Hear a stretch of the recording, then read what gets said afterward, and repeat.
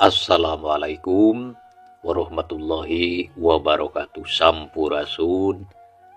Wargi-wargi baraya pecinta dongeng Sunda ruli bana beayana kumaha dararamang.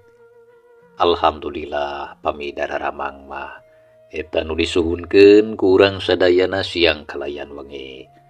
Urang ngadongeng deui mitra urang nuruikeun hanca carita anu kamari katunda. Masih dina judul Janji Nu Mawapati, hasil karya tanapi karangan Ampuros anu ayeuna bagian ka 54 nya. Kesugri kaum dangu dina jujutan hanca carita anu katunda kuanci dina mangsa medarkeun kayan alam ti peuting khususna di lembur Cibedung anu mana harita Jang Sarip bade nyusulan Mang Ocin Katut Bitoh nanging harita teh patepang sareng Jang Sanan eta hanca teh sumaga mitra ame teu nyangkolong kana waktos urang puseurkeun deui perhatian urang kana ieu carita. Kang sawios ku abdi we atuh nyusulan Mang Ocin mah. Saena Kang mawangsul deui we karorompok kawatos katuang rai bilih teu aya anu ngarencangan. Antosan we lah da moal alami. Kitu ceuk Jang Sanan nawarkeun bantuan sangkan Sarip teu perlu jauh-jauh indit ka imah Mang Ocin. Komo deui adina jeung bapana keur gering taya anu maturan. Laras Aden saena mah wangsul deui we atuh. Sawios ngawartosan Mang Ocin mah kupun Mang Tiluan. Nya nuhun atuh pami Mamang Tiluan kersa manyusulan Mang Ocin. Samalisakan tenan sareng Bitoh mung omat ulah lami katunya Mang. Moal Aden mangga we enggal wangsul hawatos kanu di bumi. Tembal Mang Sukir geus kitu ngaleos rurusuhan dituturkeun ku Jang Sanan jeung ronda anu saurang. Sedengkeun Sarip harita terus gura-giru balik deui ka imahna. Kasampak bapana Juragan Pardi keur diuk dina kursi nungguan ning Epa di kamar anu katempuk keur ngalempreh bari humarurung. Nah, geuning geus balik deui, Jang. Tanya Juragan Pardi bari melong ka anakna. Sumuhun ama. Manawi kalaresan nembe di pengkolan abdi pendak sareng Mang Sukir. Kitu deui Jang Sanan anu nuju ngaronda. Nya teras ngobrol atuh sakedap tos kitu abdi wangsul deui. Margi Mang Ocin mah bade diwartosan ku aranjeunna. Tah kitu saurna teh. Nya syukur we atuh jadi ama teu keung ari aya hideep mah. Kumaha ama kayan Epa teh? Sarip nanyakeun kayan adina anu katingali bangun anu ripuh. Samalah tarangna oge geus dikompresan ku Juragan Pardi. Puguh oge tuh geuning kitu kayana di hideep teh. Tembal Juragan Pardi terus ngereret ka Neng Epa. Srog Sarip ngadeuketan ka adina gek diuk di sisi ranjang. Gap kana leungeunna teh lamun jebret panas. Koloyong Sarip kaluar ti kamar terus kurah koreh neangan ubar tapi teu manggih. Nya terus balik deui geek diuk di tempat anu tadi terus ngahuleng. Katara paromana bangun anu bingung. Keur sajongjongan masa urang oge taya anu cacarita. Juragan Pardi jeung Sarip kalah pating haruleng. Ras inget deui kana kajadian tadi anu can lila kaliwat. Gebeg Sarip reuwas sarta terus ngusap beungeut renghap narik napas jero. Astagfirullahaladzim. Astagfirullahaladzim ya Allah Gusti. Alhamdulillah ya Allah anu parantos maparin pitulung ka abdi sadaya. Dugi kasih setan anu tadi ngaganggu teh kabur. Mugi-mugi Gusti manehna ulah datang deui sarta ulah teras-terasan ngaganggu ka abdi sakula warga. Ya Allah paparin abdi kakiatan dina nampi ieu cocobi anu saki abotna. Sarip istighfar sababaraha kali sarta ngagrentes sedina sajeroning hatena. Ama, naon anu tadi kajantenan teh? Awak abdi menenya kieu? Tanya Neng Epa bari neuteup ka bapakna. Epa andaki ngadaka mak. Wayahna ulah wakahayang nyaho. Mending oge leureuhkeun heula. Reup geura sare apan hidup teh keur gering. Taisukan tangtu ku ama oge bakal dibejaan. Walon Juragan Pardi teu waka nyaritakeun anu tadi kajadian. Lantaran hariwang bisi kalah nambahan pikiran anu tangtu bakal mangaruhan kana kaayaana. Nya Epa, mending oge reup kadinya sarekeun. Ceuk Sarip sarua nita sare ka adina. Ngadenge kitu Neng Epa unggeuk reupanonna peureum, rap disimbutan ku samping kebat, ditarungkuan kuduaan. Teu sakumaha lila kana panto hareup aya anu kakatrok bari uluk salam ditumbu ku gegeroan. Assalamualaikum. Den Sarip. Ieu pun emang sareng embina. Ceuk anu aya di luar anu taya liam ti Mang Ocin anu geus nepi ka dinya. Kuniang Sarip cengkat guragi rumuru kana panto hareup terus brai dibuka. Breh katempo di dinya geus nyampak aya Mang Ocin jeung bojona anu keur ngajaran tengdang tung. Waalaikumsalam. Mang Ocin, bi bangga enggal kalebat. Walon Sarip sanggeus adu harepan. Nuhun Aden. Mung aya naon ieu teh wengi-wengi mewarang ka dieu? Somohon Aden aya naon bibi meuni asa reuas? Tanya Mang Ocin jeung Bi Itoh pilih genti tumanya. Da puguh duanana sarua ngarasa heran. Sabab tara-tara ti sasari tengah peuting dititah datang. Mang, Bibi, saya namah mangga ayeuna urang kalebet heula. Keun ngobrol mah engke bae di lebet supados salse. Walon Sarip ngajak asup ka imah. Bi Itoh jeung Mang Ocin teu baha nya terusup duanana ka jero nuturkeun Sarip. Brug panto dipeundeutkeun sakalian ditulakan da puguh kayan harita teh peuting keneh. Tiluana lebet ka patengahan. Baranggok Mang Ocin jeung Bi Itoh aralohok. Lantaran nempo paparabotan anu katingali geus paburantak. Omari mainan kacana ancur ayang-ayangan. Koresi tijungkel beja ruksak kawas tapak ngadekan. Asbak kitu deui teko patalayah caina bahe baseuh ka mamana. Kitu deui paparabotan anu aya di jero lemari mainan sawareh mah loba anu pareupeus. Mangkaning paparabotan anu hargana kawilang marahal. Aduh, Aden. Aya kajantenan naon ieu teh? Nah, mun paburantak ieu? Mun Aden aya naon? Eta geuning paparabotan meuni raruksak. Tanya Mang Ocin jeung Bi Itoh bari gogodeg. Hatena kebeku rasa heran. Saacan Sarip nembalan torojol Juragan Pardi kaluar ti kamar Neng Epa. Gek diuk dina kores si panjang kituna teh katempo bari jeung rada muringis lantaran tatuna karasa nyeri. Ret ka Bi Itoh jeung ka Mang Ocin anu keur rajeg narangtung. Mang Ocin, Bi Itoh, syukur geuning geus datang. Puguh tadi di imah teh aya kajadian anu mataksieun jeung kacida mata kreuwas. Sumohon. Aya kajantenan naon Juragan? Tanya Mang Ocin katara bangun geus teu sabar. Teu talang ke barabat Juragan Pardi nyaritakeun kajadian tadi ti mimiti Neng Epa datang ka kamarna. Samalah Sarip oge milu cacarita sakur anu kaalaman masa kabehna didadarkeun taya anu disumput salindungkeun. Lantaran ngarah ka harti kudu ngabarandungan.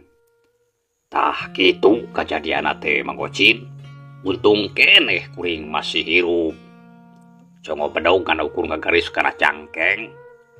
Coba lamun keuna kana beuheung mah pasti geus pasti ngegelenceng atuh. Ceuk Juragan Pardi sanggeus rengseng ngadadarkeun caritana. Ari biitoh jeung Mang Ocin silih reret bari jeung gogodeg. Di barung kupating puringkak bulu punduk sieun jeung keueung ngadengena oge. Sakedapan Mang Ocin ngahuleng. Tapi ari dina jero hatena mah galecok noroweco ngomong sorangan. Beuh, nah eta setan teh. Bet kawas anu embung nyingkah. Manehna teu weleh hayang ngaganggu jeung ngarah nyawa ka kulawarga Juragan Pardi. Nah dosa naon anu geus dilakukeun ku dunungan aing? Bet kudu narima cocoba anu sarupa kieu. Boa-boa bener kacurigaan aing teh. Sigana ieu kajadian teh aya sangkut pautna jeung pasoalan baheula. Kitu ceuk geurentes hate Mang Ocin. Sanajan rupa-rupa kacurigaan yang karuk dina sajeroning hatena, tapi teu wani kendal, da puguh sieun nyalahan. Ari sabab teu boga bukti anu pasti, sagalana ukur sangkan anu can karuhan benerna. Sabot Mang Ocin keur ngahuleng, kadenge Juragan Pardi ngomong deui. Mang Ocin, kunaon beut kalah ngahuleng? Nahan didengekeun atawa henteu caritaan kuring teh? Geuning beut siga anu malaweung. Ceuk Juragan Pardi bari rutret ka badigan anu katingali kalah pating haruleng. Aduh, hapunten Juragan. Kantenan we atuh kadangu kupun Mang oge. Tangtos sadaya cariosan anu tadi diregepkeun. Bunga hulang sote, eta ngarawos heran Mang teh. Nah si jurig teh beut teu nyingkah-nyingkah. Jol deui estuning matak sieun sareng matak jengkel. Walon Mang Ocin bari melong ka dudunganna anu katingali muringi senahan kanyeri. Bogoh kuring oge geus jengkel ieu teh. Ikhtiar mah ikhtiar geus dijalankeun nepi ka ngaluarkeun duit loba. Tapi kawasana mah eueuh hasilna. Cing sok Mang Ocin, kuring bere bolongan pangneangankeun cara sangkan bisa mungkas ieu pasoalan. Nah kudu kumaha kuring teh? Juragan Pardi akhirna mah menta bolongan ka Mang Ocin. Sugan jeung sugan ngabogan cara anu hade pikeun nyingkahkeun jurig Nyi Rasti. Aduh, nya kedah kumaha tu Juragan. Jeung perkawis ieu baru maos pun Mang teh poekeun. Margi teu kantos ngagaduhan pasoalan sareng sabangsa anu karar itu. Tah kitu Juragan. Jawab Mang Ocin nyaritana tatag. Lamun manehna mah memang bener-bener teu ngarti kana urusan anu aya pakuat pakait jeung bangsa lelembut. Nyaksian kajadian anu sarupa kitu oge kakara ayeuna. Tapi naha Mang Ocin atawa bitoh teu boga kawawuhan anu bisa mere pituduh di mana ayana saurang jalma anu ngarti kana hal dedemat dedemit jeung sabangsana. Sarta ngabogaan ilmu anu luhur anu bakal sanggupikeun yang hareupan setan anu ngaganggu ka kulawarga kuring. Kieu yeuh Mang Ocin. Lamun eta jalma aya, kuring sanggup mere hadiah setengah tina sakabehna harta banda kuring. Asal manehna bener-bener sanggup nyingkahkeun eta setan salawasna ulah datang deui. Sarta bisa mere jaminan pikeun ngajaga kasalamatan kuring sakulawarga. Tah kitu Mang Ocin. Kitu ceuk Juragan Pardi panona rutret ka badegan anu dua. Anu harita keur dariuk dihandap bari jeung ka Bandungan kana caritaan dudungana. Duh, kedah kumaha tu Juragan. Margi leres pun Mang mah terang. Nah di mana aya jalmi anu luhur elmuna saparetos anu disebatkeun nyembe. Da sakaterang Mang mah mung aki juha we hungkul. Kumaha atuh pami urang nyuhunkeun tulung deui we ka anjeunna. Tembal Mang Ocin ngajawab sajujurna. Sabab sakanyaho maneh nama ngan Aki Juha anu bisa nyang hareupan bangsa lalembut teh. Ari Sarip jeung Biito anu keur ngabarandungan gunem caturna Juragan Pardi jeung Mang Ocin, duanana jarempe bae teu pipilueun ngomong. Masing-masing hate sarua bingungna. Nyari eueuh deui anu bisa dipentaan tulung mah. Keun isukan kuring rek tepungan deui Ki Juha. Susuganan we kaparengan keur aya. Tah daras kitu saena mah Juragan. Mending oge nepangannya Ki Juha. Geus lah ayeuna mah kuring rek ka kamar. Hayang leureuk heula sakedeung ieu cangkeng karasa nyeri. Sarip, amarek leureuk heula nya. Kade mihape Epa talingakeun. Bitoh Mang Ocin sok kadinya wayahna pangmeresankeun imah. Tagoning meuni paburantak. Kade paparabotan anu pareupeus belingna wadahan kana ember bisi katincak. Mangga ama. Saena mah kulemkeun sawiosda ayeuna mah aya Mang Ocin sareng Bitoh. Janten abdi moal keung teuing. Walon Sarip nya geus kitu mah jung Juragan Pardi nangtung terus ngaleos muru ka kamar anu teh heula masok di tempatan kudani anakna anu geus maot. Lantaran kamarna mah harita can diberesan.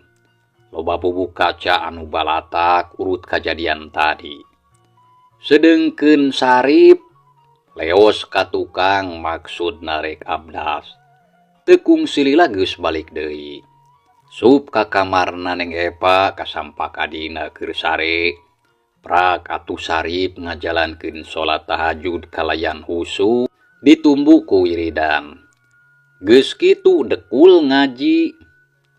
Ari Bitoh jeung Mang Ocin duanana terus beberes meresan paparabotan anu paburantak. Belingna dikumpulkeun apik pisan sabab hariwang bisi aya anu kacugak. Kasugri kaum dangu.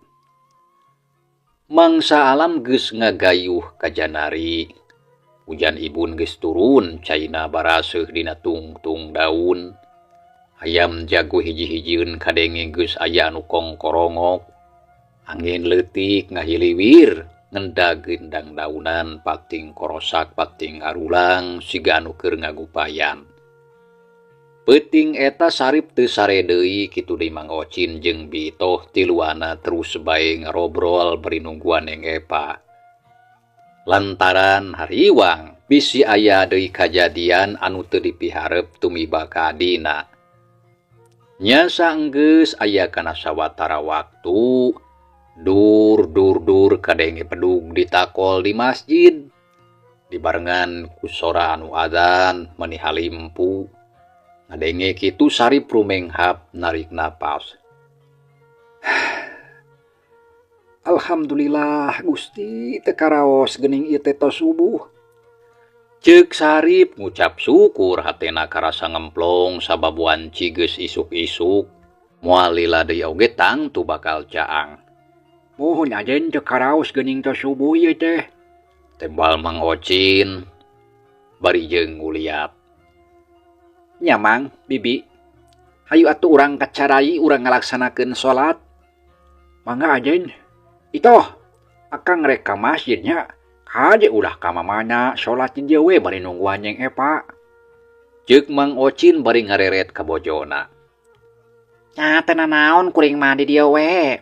Tapi nah kira-kira moal aya deui anu matak pikasieun kitu. Tanya Bitoh katingali bangun anu rada hariwang. Da puguh sieun jurig anu peuting datang sarta ngaganggu ka manehna. Rupina mah moal Bi. Margi ayeuna mah tos subuh sakedap di oge caang. Piraku aya jurig ngulampreng isuk-isuk. Mohonnya tapi dah sieun Bibi mah atuh Aden. Wah, mah nyeuma burangan itu. Moal aya nanaon we kieu mah cing percaya.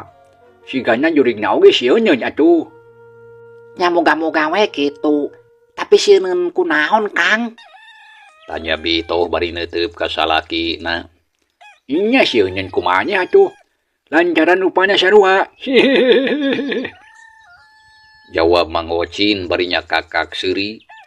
Ngadenge caritaan kitu Bitoh meni ngadilak. Ih, dasar tong uyahan bukan salah kita. Memang na banget kuring sarupa jeung jurig. Asal calangap we ari ngomong teh. Tembal Bito katingali menibaeud. Hatina rada keheul ka salakina. Ari Sarip mah ukur mesem ningali kitu teh terus ngaleos ka tukang rek abdas. Hehehe, hampura itu.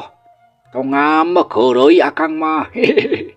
Ari heureuy teh cing kudu kira-kira Kang Ocin beungeut pamajikan disaruakeun jeung jurig tapi bari jeung bogoh. Geus lah kaditu rek indit ka masjid mah bisi lah teuing hengke katinggaleun ku batur. Hehehe, itu. Ulah sok baeud kitu ka lagi teh. Digra itu, sakedeung akang rek bebeja. Aya naon deui Kang Ocin ah? Lain. Cerong kuda akang geus lila ieu cara dipake. Eta mah lain terong kuda nu kitu mah paria.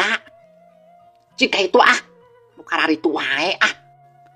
Kumaha lamun ku netizen dikomplain geura ah. Ulah sok los-losan kanu kararitu ah. Tembal Bito ngajurungkeun ka salakina nu keur nyerenge seuri. Sanggeus kitu Mang Ocin teu ngomong deui. Terus bae ngaleos ka tukang rek abdas. Lantaran bisi katinggaleun ku Sarip anu geus ti heula. Teu lila oge Mang Ocin geus rengse. Satuluyna terus arindit muru ka masjid rek ngajalankeun salat subuh berjamaah. Ari Biito kebat ka dapur, gur ngahurungkeun kompor rek naeur cai. Geus kitu terus abdas prak ngajalankeun salat subuh di kamar Neng Epa. Kayan alam harita geus maju ka isuk-isuk. Sora hayam jago geus reang kongkorongok patembalan. Kitu deui sora manuk geus raricit dina dahan. Hiliwir angin leutik ngoyak gendang daunan pating ngarulang pating garupai. Estuning mata kelar jeung mata kuaas. Saenggeus aya kana sawatara waktu, lalaunan brai-brai kayan harita mimiti caang. Jangjang peuting geus nyingrai sarta teu sakumaha lila barasat panon poe medal ti belah wetan cahayana koneng umyang. Moncorong kaluar ti handapeun gunung. Dina kayaan kitu Sarip jeung bapana keur dariuk di patengahan bari ngarobrol. Ari Biito keur pakpik-pek beberes di dapur, sedengkeun Mang Ocin keur maraban hayam jago jeung entog di tukangeun imah. Hari Neng Epa harita sare keneh ti mimiti reup sare tadi peuting can katingali usik-usik acan. Kawasna sarena ti berapisan. Kirawan cihaneut moyan. Sarip bebeja ka bapana rek indit ka toko. Tapi ngomongna mah cenah moal nepi ka sore. Sanggeus diidinan nya terus indit mawa mobil. Ari juragan Pardi terus diuk di teras bari satengah ngalamun. Torojol Biito bari mawa sapu. Biito, cik pang ningalikeun anak kuring nah geus nyaring atawa acan. Lantaran tadi mah katinggalina ti brakene. Ceuk juragan Pardi ngareret ka Biito anu kakarajol. Ah, mangga juragan kesakedap atuh urang tinggal ku bibi. Lamun geus nyaring kuring bejaannya. Mangga juragan mangga. Walon Biito sok nunda sapu terus ngaleos ka jero. Sup ka kamar Neng Epa. Barang jol ka sampak masih kene sare tibra siga peuting. Geus kitu Biito ngaleos deui. Kumaha bi anak kuring teh geus nyaring atawa acan? Tanya juragan Pardi anu geus balik deui ka dinya. Pami katinggal nama tuang putra teh kulem kene juragan. Samali mah meni sapartos anu pules pisan. Walon Biito gap deui kana sapu. Jeru turun kaburuan dekul nyapukeun kalakai. Hanyakeun bae atuh ari sare keneh mah teu kudu diganggu. Biito, geus beres masak atawa acan? Kuring bagus lapar ieu teh. Parantos juragan mangga beli bade tuang madato sayogi. Nya heula tuduhun Biito. Sami-sami juragan. Jung juragan Pardi nangtung sup ka jero imah kebat ka petengahan. Gek diuk dina kursi meja makan, breh katempo kadaharan geus sadia. Gap kana piring nya terus nyiuk sangu kop kana pais lauk emas karesepna. Kop deui kana sambel jeung lalab. Jeung lalab atah. Geus kitu dekul dahar mendingali med bangun anu ponyo pisan. Teu lila sangu sapiring teh geus beak. Samalah nambah deui. Poe harita beut ngadadak daharna teh meuni loba teu cara sasari. Karasana meuni nikmat kawas anu moal manggih deui. Teu lila juragan Pardi rengse daharna. Gek diuk ngabageuhai bari ngalepus udud. Kaayaan alam harita geus rek maju ka beurang. Panon poe ngarayapna beuki lila beuki luhur. Neng Epa wayah kitu teh can keneh hudang. Samalah ditinggal teh kawas anu teu usik-usik acan. Awakna angger wae ngalempreh kawas beuting. Kulantaran ngarasa heran sarta ngarasa hariwang, sup juragan Pardi ka kamar anakna sarta gancang di deuketan.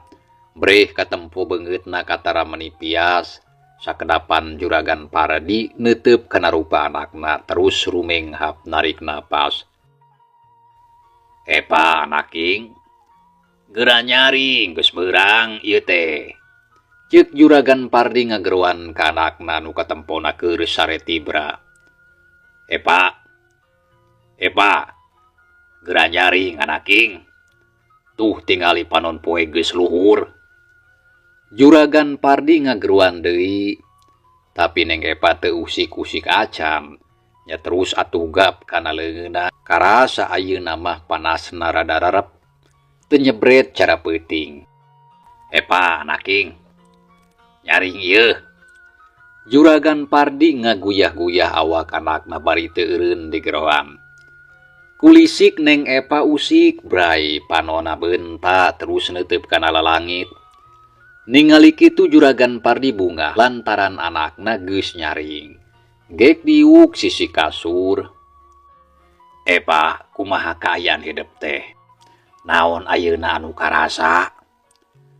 Tanya juragan Pardi bari neuteup ka anakna.